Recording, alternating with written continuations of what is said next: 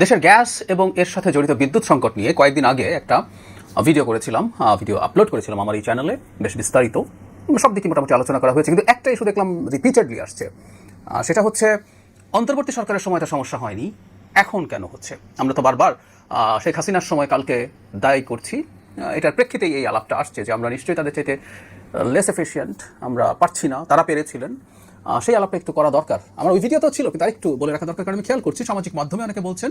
শুধু সেটা না, গতকাল নিয়মিত যে প্রেস ব্রিফিং আমি সরকারের পক্ষ থেকে করি, সেখানেও এই প্রশ্নটা এসছে। যৌক্তিক প্রশ্ন, এটাকে আমি প্রশ্নটাকে ভুল বলছি না, এই প্রশ্ন মানুষের মনে আসতেই পারে। 1.5 বছরের বেশি সময় ইন্টারিম ছিল, সেই সময়কার বিদ্যুৎ পরিস্থিতি, গ্যাসের পরিস্থিতি এখনকার পর্যায়ে ভাবে যায়নি, এটা সত্য।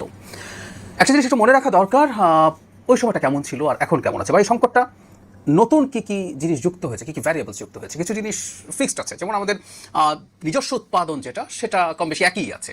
শেখ হাসিনার শেষ সময়, ইন্টারিমের সময়, আমাদের সময় এটা একই আছে।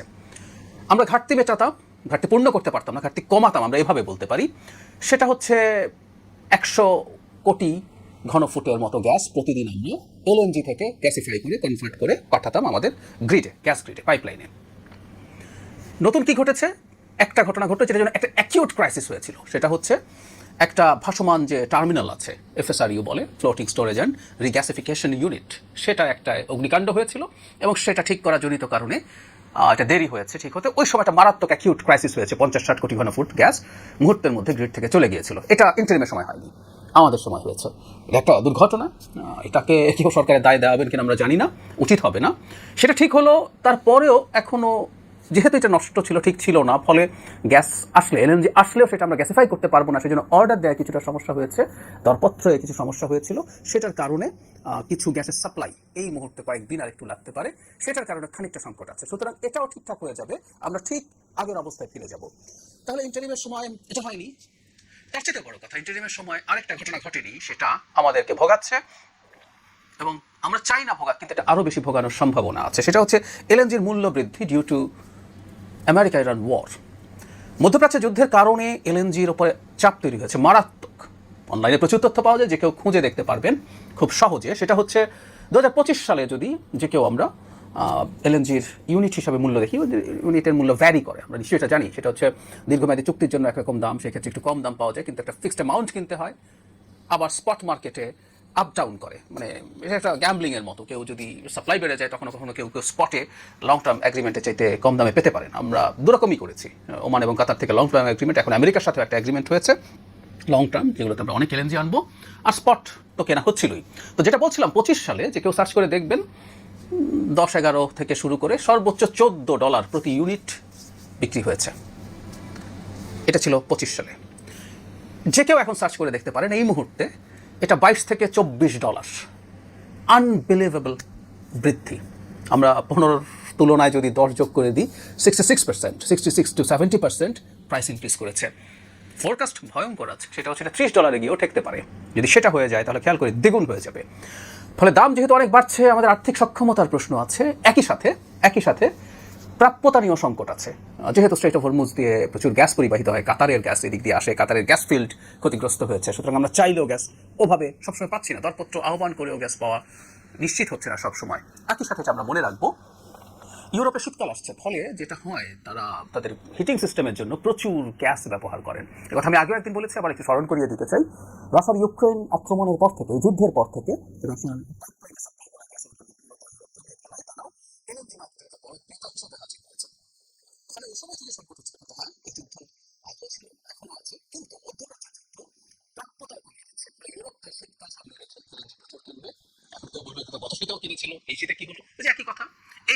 যুদ্ধের কারণে এলএনজি প্রাপ্যতা কমছে। কাতারের এলএনজি প্ল্যান্ট ক্ষতিগ্রস্ত হয়েছে, যেগুলো বড় বড় উৎপাদন করে, যেটা গ্লোবালি এটা খুবই গুরুত্বপূর্ণ একটা শেয়ার, সেটা ঠিকঠাক হতে পারে সাপ্লাই হচ্ছে। সবকিছু মিলে দামও বাড়ছে অনেক। এই দামে এলএনজি কিনা আমরা কতটা পোষাতে পারবো, সেই আলাপটাও করতে হবে। একই সাথে প্রাপ্যতা কমছে, ইন্টারিমের সময় এগুলো ছিল না, এটা নতুন। সুতরাং এই সংকটটা একটু বেশি দেখা যাচ্ছে এসব কারণে। আরেকটা কারণ একটু যোগ করে শেষ করি, সেটা হচ্ছে ইন্টারিমের সময় অর্থনৈতিক কর্মকাণ্ড খুবই স্থবির ছিল। হবারই কথা, আমি ইন্টারিম ভালো দেশ চালাইনি, বিশেষ করে আইন শৃঙ্খলার অবস্থা খুবই খারাপ ছিল। এরকম খারাপ পরিস্থিতিতে দেশে ইনভেস্টমেন্ট হবে এটা এক্সপেক্ট করার কোনো কারণ নেই। কিন্তু তার চাইতে বড় যে কারণ, এমনকি তারা যদি দেশ ভালোও চালাতেন, ভালো ইনভেস্টমেন্ট হতো না। কারণ হলো একটা শর্ট টার্ম সরকার এই ধরনের ইনভেস্টমেন্ট এনশিওর করতে পারে না, কারণ ইনভেস্টররা একটা লং টার্ম স্টেটের পলিসি, বিনিয়োগের শর্ত কী হবে না হবে সেটা দেখতে চান। ফলে যখন দেশের অর্থনীতি স্লথ হয়েছিল, জিডিপি গ্রোথ অনেক কম ছিল, তখন কনজাম্পশনও কম ছিল বিদ্যুতের। একটা সরকার যখন নির্বাচিত হলো এত বড় মেজরিটি নিয়ে, সেটা বিনিয়োগকারীদের মধ্যে আস্থা তৈরি করেছিল, এবং সেই আস্থার কারণে তারা যখন বিনিয়োগ করতে গেছেন, হ্যাঁ আমি বলছি না যে বিনিয়োগ অনেক বেশি হচ্ছে, কারণ এখন আবার জ্বালানি সংকটের কারণে তাদের মধ্যে আবার আনসার্টেনিটি তৈরি হয়েছে, কিন্তু অর্থনৈতিক কর্মকাণ্ড যখন বেড়ে যায়, এটা শুধু মানে বিনিয়োগের ক্ষেত্রে না, অন্যান্য ক্ষেত্রে যখন বেড়ে যায়, তখন স্বাভাবিকভাবে বিদ্যুৎ বা যে কোনো জ্বালানির কনজাম্পশন বেড়ে যায়। সেই ঘটনাটাও আমাদের সময়ে এসে হয়েছে।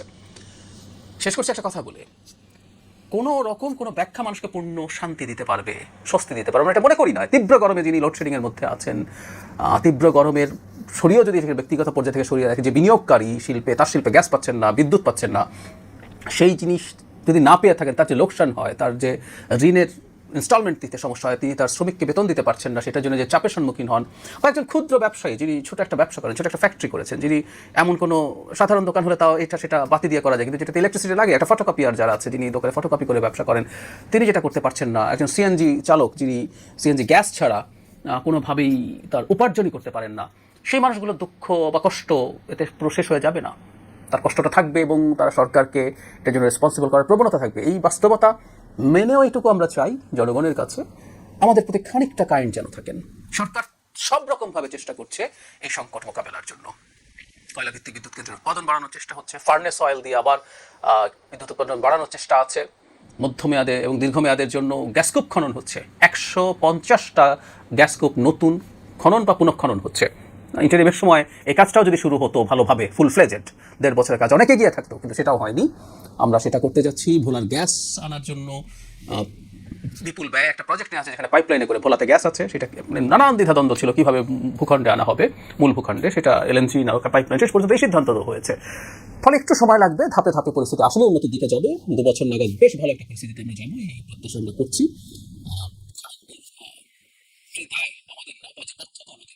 সেটা না করে আমাদের প্রতি একটু কাইন্ড থাকা, সমালোচনা হোক কিন্তু সেই জন্য ভিত্তি থাকে। এটুকু বলে আবার শেষ করছি, ইন্টারিমের সময়ের চাইতে এখনকার সময় অনেকগুলো ঘটনা আছে যেগুলো যদি তখন ঘটতো, ইন্টারিমেও একই রকম বিপদ বা আরো বেশি বিপদে তারা পড়তেন। জামাত ইসলামের সেক্রেটারি জেনারেল মিয়া গোলাম পরোয়ারের সন্তান, ঢাকা বিশ্ববিদ্যালয়ের শিবির নেতা। দেখেন, এই গোলাম পরোয়ারের ছেলে সালমানকে নিয়ে যে তুমুল বিতর্ক, আলেম ওলামা এদের মধ্যে যে তুমুল বিতর্ক, ইখতলাফ, সেখানে জাস্ট গোলাম পরোয়ারের ছেলে, জামাত নেতার ছেলে এটা মনে হচ্ছে, কিন্তু তিনি তো এট দি সেম টাইম ঢাকা বিশ্ববিদ্যালয়ের শিবিরের নেতা। তো দর্শক, অবশ্যই শিবিরে তার পোস্ট পজিশন আছে, দায়িত্ব আছে, রানিং শিবিরের নেতা। শিবিরের নেতা বলতে তো শুধু সভাপতি সেক্রেটারি বা সভাপতি সেক্রেটারি না, এর বাইরেও নানান কমিটি আছে। শিবির নেতা সালমান, তাকে নিয়ে এই বিতর্কের মধ্যে তিনি পুরো বাংলাদেশে এখন হিট ক্যারেক্টার, অনন্য উচ্চতায় পৌঁছে গেছেন গোলাম পরোয়ারের ছেলে শিবির নেতা সালমান। তাকে নিয়ে ইখতলাফের মধ্যে সাধারণত তিনি যে বেকায়দায় পড়েছিলেন এবং মানসিকভাবে ডেফিনেটলি বিপর্যস্ত ছিলেন, হতাশ হয়ে চাপে পড়ে নিজের ইচ্ছার বিরুদ্ধে, তার পরিবারের ইচ্ছার বিরুদ্ধে সিদ্ধান্ত বদল করেছেন, এটা ডেফিনেটলি তাকে মানসিকভাবে অনেক পীড়া দিয়েছে।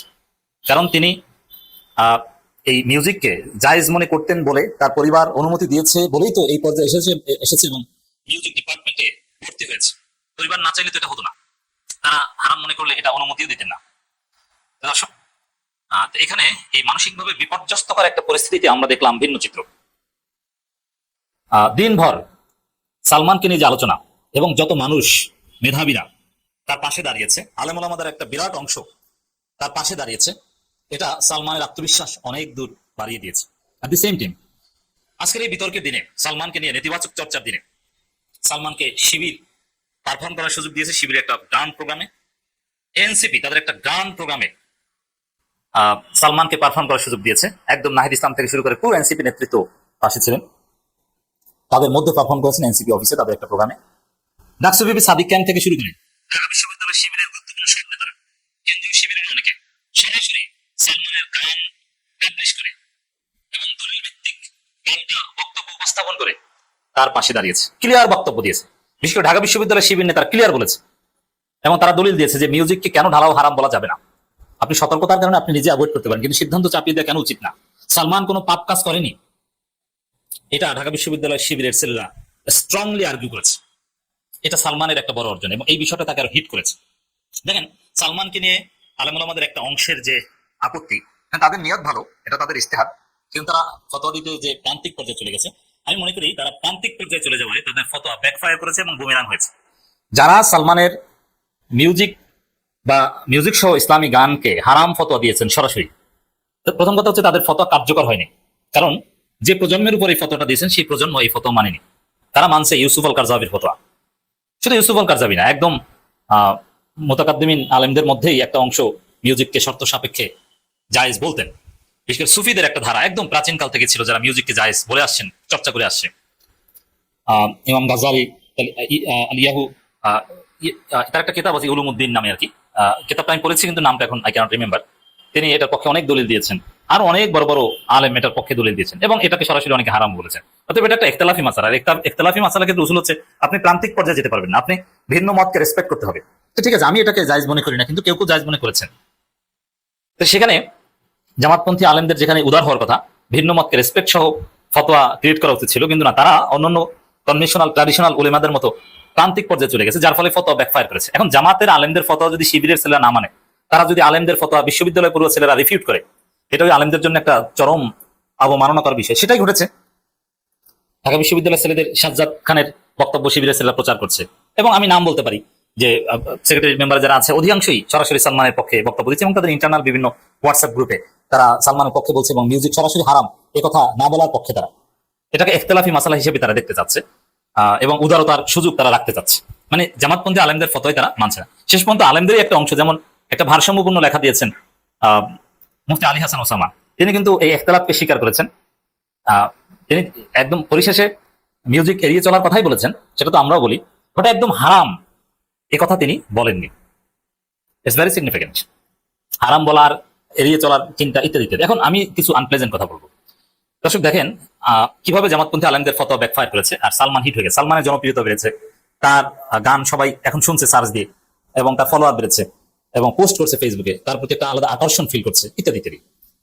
তো এখানে সালমানের আর একটু গভীরে যদি যাই, আপনারা অবাক হবেন। সালমানের মিউজিককে শুধু জামাতপন্থী আলেমরা হারাম বলেছে, যদিও জামাতের নির্বাচনী গানের মিউজিককে তারা কেউ হারাম বলেনি, এটা একটা দ্বিমুখী নীতি। তো এখানে সালমান ঢাকা বিশ্ববিদ্যালয় মিউজিক ডিপার্টমেন্টে পড়ে, এটাকে তারা কেন হারাম বলে না?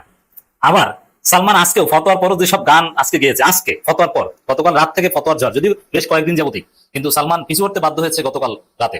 তো সেখানে আজকে দিনভর সালমানের যে পারফরমেন্স, এখন ওই জামাতের ওই প্রো দেওবন্দি প্রো সালাফি ধারার আলেমরা যারা সরাসরি এক বাক্যে মিউজিককে হারাম বলছে, তাদের সেই ফতোয়ার আলোকে, তাদের উসুলের আলোকে সালমান অন্যান্য যে গান গাচ্ছে, আমি তো বলছি ব্যক্তি সালমানের হারাম হয়ে যায়, কারণ তিনি মিউজিক ডিপার্টমেন্টে করছে, আর অন্যান্য যে গান, যেমন ডাকসু বিবি সাদিক কায়েম আজকে যে সালমানের সাথে যে গানটা তার ফেসবুক পোস্টে দিয়েছেন, সে যে আমার প্রিয় নবী কামলিওয়ালা, সে যে আমার প্রিয় নবী সাল্লাল্লাহু আলাইহি ইত্যাদি, ইয়া রাসূলুল্লাহ, ইয়া হাবিবাল্লাহ, ইয়া নবী আল্লাহ, ইয়া শাফি আল্লাহ। আবার এনসিপি কার্যালয়ে গিয়ে দেখলাম যে দে দে পাল তুলে দে এই গান গাচ্ছে। আবার শহীদ শরীফ ওসমান হাদির সাথে বিভিন্ন গান রিলিজ হচ্ছে, একসাথে গাচ্ছে। এই গানগুলোর পরিভাষা কন্টেন্টই কিন্তু ওই প্রসালাফি প্রো দেওবন্দি আলেমদের কাছে জায়েজ না। এটা কি জানেন? যেমন ইয়া নবী সালাম আলাইকে বলা জায়েজ নাই তাদের কাছে। আজকে মিলাদ বা মিলাদুন নবী বিষয়ে শিবিরের ছেলেরা যা করছে, তারা এটাকে যেভাবে রিমেম্বার করছে, জামাতপন্থী আলেমদের কাছে এটা পুরোপুরি বেদাত। তাহলে এখানে স্পষ্টতই সামগ্রিকভাবে জামাতের প্রো দেওবন্দি এবং প্রো সালাফি আলটা পিউরিটান আলেমদের সাথে শিবিরের একটা স্ট্রং কন্ট্রাডিকশন আজকে আমরা দেখলাম। এবং এই বিতর্কে শিবিরের ছেলেরাই জিতেছে, কারণ তারা এই মিলাদ এবং মিলাদুন নবী এবং এই ধরনের গান, যে ধরনের গানকে কন্টেন্টকেই তারা জায়েজ মনে করেন না, সেগুলো বেশি বেশি বলছে। এখন এগুলো তাহলে কি নাজায়েজ কাজ করছে? না, নাজায়েজ না, এগুলো মুবাহ। এগুলোর অনেক ব্যাখ্যা আছে, আর সব ক্ষেত্রে জায়েজ না জায়েজ মাসালা খোঁজাও ঠিক না। অনেক ক্ষেত্রে বৃহত্তর স্বার্থে মাসলাহাতে মুরসালা খুঁজতে হবে। অনেকে জাস্ট একটা প্রশ্ন করেন যে ভাই এত বিতর্ক করে লাভ কি, ওইসব সঙ্গীত টঙ্গীত এগুলো বাদ দেন, এটাকে জায়েজ হলেও এটা বলে লাভ কি, হারাম বলে আপনারা এড়িয়ে চলেন, তাহলেই তো হলো। জাস্ট একটা পয়েন্ট বলে শেষ করছি। হ্যাঁ, লাভ আছে। মিউজিক সহ সঙ্গীত যেহেতু জায়েজ, কেউ কেউ জায়েজ বলেছেন, আমি জায়েজের পক্ষে, ওলামা ইকরামদের মতে একই পক্ষে। উপকারী থেকে অনেক লাভ আছে। যেমন আমি আমার নিজের কথা বলি, আমি এই মিউজিক সহ বিভিন্ন ইসলামী গান, যে গানগুলো পরিশুদ্ধ, একটা পরকালীন বার্তা দেয়, আমি যখন ওই গানগুলো শুনি তখন আমার মধ্যে একটা সিক্রেট ফিলিংস কাজ করে। যখন আমি এই গানগুলো শুনি তখন একটা পরকালীন অনুভূতি কাজ করে, রাসূলের প্রতি, নবীর প্রতি একটা প্রেম, একটা পবিত্র ভালোবাসা কাজ করে। এবং এই গানগুলো না শুনলে হয়তো ওই সময় আমার সামনে হিন্দি গান, অন্যান্য কনভেনশনাল কনক চাপা, সাবিনা ইয়াসমিন কিংবা অ্যান্ড্রু কিশোরের গান বাজত, কিন্তু না, আমার কাছে সালমানদের গান বাজে। এতে আমাকে ওই হারাম থেকে দূরে রাখে ডেফিনেটলি। এটা হচ্ছে সবচেয়ে প্রজন্মের জন্য এটা হচ্ছে সবচেয়ে বড় উপকারিতা। আমাদের প্রজন্ম তো অ্যান্ড্রু কিশোর আর আসিফ আকবরদের গানে ডুবে থাকতো, যদিও এই প্রজন্ম ওই অ্যান্ড্রু কিশোরদের গানও শোনে না, এখন তো হাবিব ওয়াহিদ বা আরো কত শিল্পী জানিও না। এই প্রজন্মকে বড় খারাপি থেকে দূরে রাখতে এই পবিত্র গানগুলো, যে গানগুলো পরকালের বার্তা দেয়, নবী প্রেমের বার্তা দেয়, ইসলামের বার্তা দেয়, সেগুলো অত্যন্ত তাৎপর্যপূর্ণ। আর আপনি যদি সেগুলো চর্চা না করেন, তাহলে ওই প্রজন্ম ওই হিন্দি গানের মধ্যে আশিক বানায়া ধুম্মাচালের মধ্যে ডুবে থাকবে। এই জন্য এই প্রজন্মকে খারাপ থেকে দূরে রাখতে ভালো ভালো গানগুলো অতি জরুরি প্রয়োজন, এবং সংস্কৃতিকে এভাবে আটকে রাখা যায় না। দেখেন না এনসিপির ছেলেরা আজকে কি করেছে, তারা ইশকে রাসূল সন্ধ্যা আয়োজন করেছে, সেখানে গোলাম পরোয়ার ছেলে ঠিকই যে পারফর্ম করছে, অথচ আপনারা তো শুধু সালমান না,